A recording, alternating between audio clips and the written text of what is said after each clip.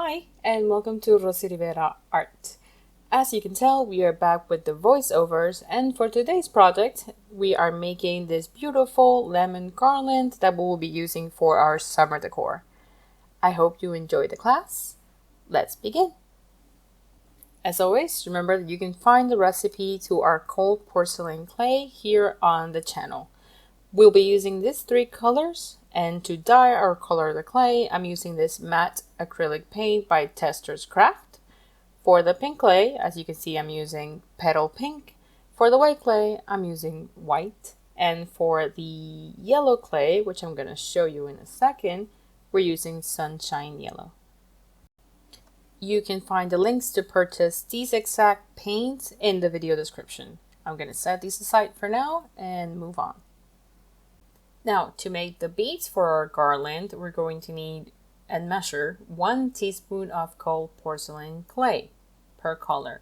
I'm starting with this color right here. I'm going to knead it well and then shape it into a ball until it is nice and round. So we can take our time here. We'll do the same for each color as many times as we need it. In my case, I've made 1 in yellow, 2 in white, and then 2 in pink. Now, we do need to set these aside and let them dry for 1 hour. For the lemon wedges, we will need a styrofoam or craft foam ball in the size you want the lemons to be. So we're going to cut it in half like this.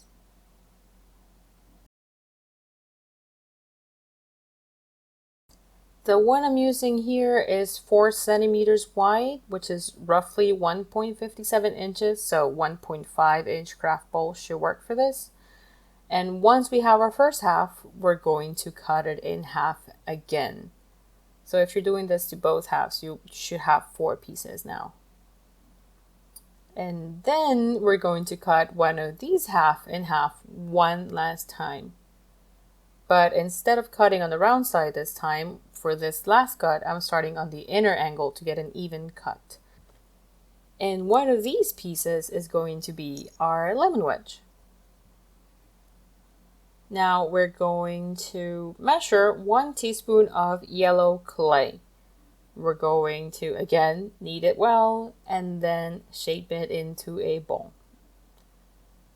Then, once we have that nice and round, we're going to elongate it a bit into a cylinder, and then with a rolling pin or any similar object, we're going to flatten and stretch it in both directions. We're going to keep doing this until we can fit our foam lemon wedge, just like this. Now, once I have that just like I need it to be, you'll see in a second why we need it to be this size. We're going to add glue on one side of our lemon wedge, just to one side, and then glue it or attach it to one end of our clay. Now we can lift this from our table. I'm adding glue on the other side of this foam piece, and then we can wrap the rest of the clay over it, making sure we press it evenly so the glue can spread evenly. And now I'm adding glue on the brown edge of that lemon wedge. And that rhymed. So just a little bit there, and then we fold in the last piece of the clay.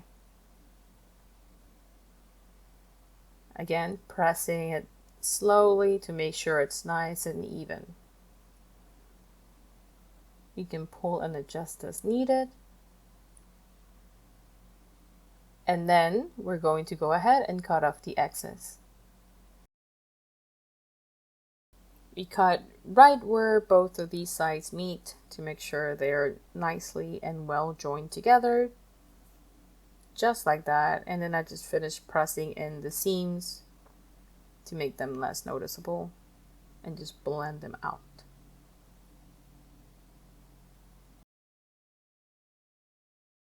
Now for what would be the peel or the outer part of the lemon, we're going to be using a brush to give it some texture. So we're just tapping it lightly over the clay so the clay can start pulling in or acquiring that texture. And again, this is just for the peel, so we're not doing it on the wedges, but it's fine if we get a couple of imprints on that side. And then we can just flatten that out again. So if it happens, don't worry about it.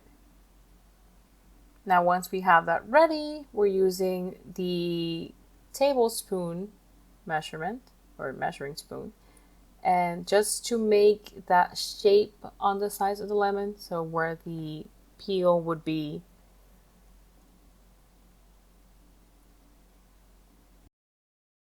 Now I'm going to be using this tool that you see in a second, but we can use any type of, maybe like a stick, as long as it's wider and not like a toothpick. But if you do need to use a toothpick, you can probably adjust it a little bit. We're just trying to make a wide mark like this, just like that.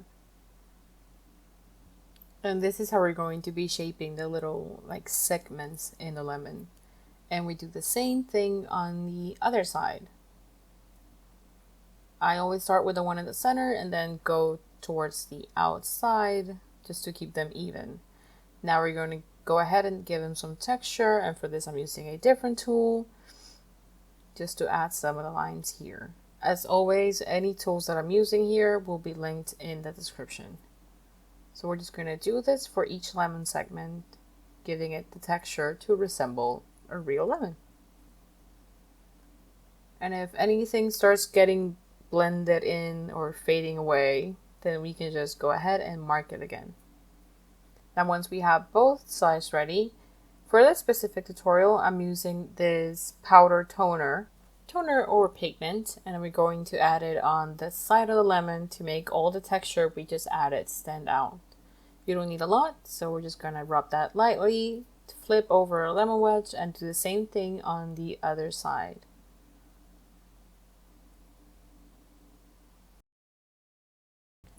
Once we've done this, we're going to use our white acrylic paint, the same one we used to dye the clay. And then we're just going to use our liner brushes to paint and add in those final details. So I'm outlining the rind or the peel right here, and I'm also going to outline those segment lines we added before, just like this. And we're doing the same thing on both sides. Once we're done, it's going to look like this. And now we can go ahead and add in some more details. So I'm just adding this little curve at the bottom of our segments to again resemble a lemon as much as we can.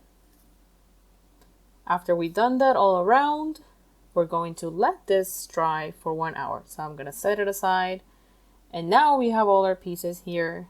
Depending again on the size of the garland we're making, we're just going to repeat these steps as many times as we need. Now for this, again, I'm using our pieces, a needle, and just some crochet thread. Again, you can follow whichever order you prefer. In my case, I'm starting off with the pink bead. And to prevent the needle from sticking to the clay, because again, we let our air dry for 1 hour, but it's not fully dry yet. So to prevent it from sticking, I'm using a little bit of petroleum jelly. And then we can run it through our beads. And as you can see, it won't stick at all. So again, following my order, I'm using pink, then white, run it all the way through, and then the yellow center.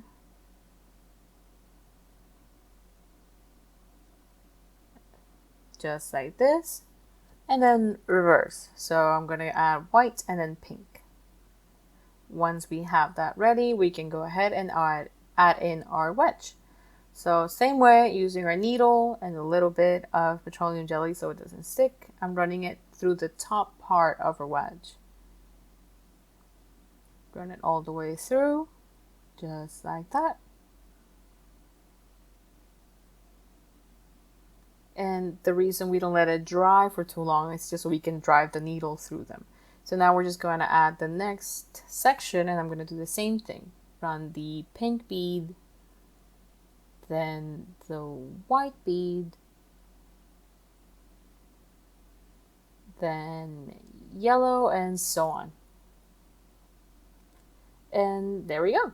Now we have our little lemon garland all done, and of course we can make it as long or as short as we want it to be.